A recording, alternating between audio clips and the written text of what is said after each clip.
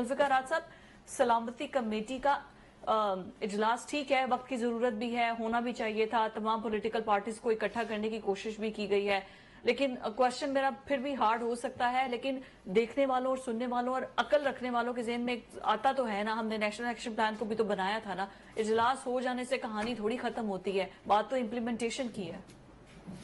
देखिए, इसका मतलब ये हरगिज़ नहीं हो सकता कि नेशनल एक्शन प्लान पे अमल उस तरह उसकी रूह के मुताबिक नहीं हुआ तो आगे से हम काम करना छोड़ दें। हमें फिर काम करना है, नेशनल एक्शन प्लान को अपडेट करना है, उसके अंदर तब्दीलियां लानी है। सलामती काउंसिल का जो इजलास हो रहा है ये बहुत ही इंपॉर्टेंट है और इसमें सारी पार्टीज के पार्लियामानी लीडर्स को बुलवाया गया है। अब इस पर अगर पीटीआई नहीं आती तो ये एक बहुत बड़ी बदकिस्मती होगी और इस तरह का रवैया नहीं होना चाहिए। और मैं तो हमेशा ही कहता हूं कि किसी की शख्स की दुश्मनी में हमें मुल्क दुश्मनी तक नहीं जाना चाहिए। ये मैं गवर्नमेंट साइड को भी कह रहा हूं और अपोजिशन को भी कह रहा हूं कि हमारे जो रवैये हैं, जो टॉलरेंस सोसाइटी के अंदर खत्म हो गई है, तो हमारी सियासी लड़ाइयां ऐसे लगता है जैसे जाती लड़ाइयां बन गई। तो अब मुल्क आपको पुकार रहा है, मुल्क के अंदर दहशतगर्दी है। 3 दिन के अंदर 50, 47, 48, 50 वाकयात हो चुके हैं। बहुत सारे हमारे सोल्जर उसमें शहीद हो गए।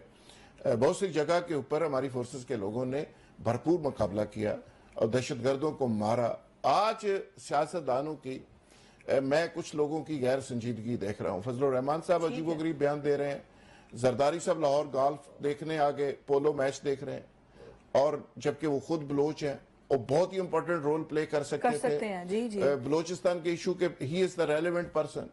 नवाज शरीफ साहब जो हमेशा ही इस तरह की कॉम्प्रेस जमातों के आंख के तारा होते थे, सारे लोग उनके साथ कनेक्टेड होते थे। अचकजई साहब भी उनकी बात मान लेते थे, महगल साहब भी मान ले, वो भी बिल्कुल साइड लाइन है और बिल्कुल साइड पे बैठे हुए। तो ये जो पॉलिटिशियन है, जो रिशजात साहब है, फजलुर रहमान साहब है, ये सारे जो पुराने इंपॉर्टेंट लोग हैं, इवन पीर पगाड़ा साहब है, चाहिए तो ये कि ये सारे लोग आगे बढ़े और मुल्क को इस क्राइसिस से निकालें। मुल्क होगा तो ये सारी अयाशियां होंगी।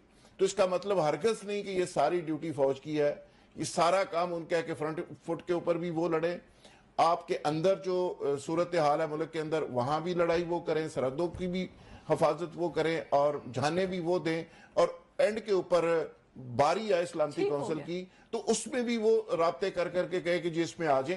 तो ये रवैया जो है ना, ये खत्म करना पड़ेगा। मुल्क को नंबर 1 रखना पड़ेगा, नेशनल एजेंडा सामने रखना पड़ेगा, फिर जाके मुल्क के मामलात सीधे होंगे।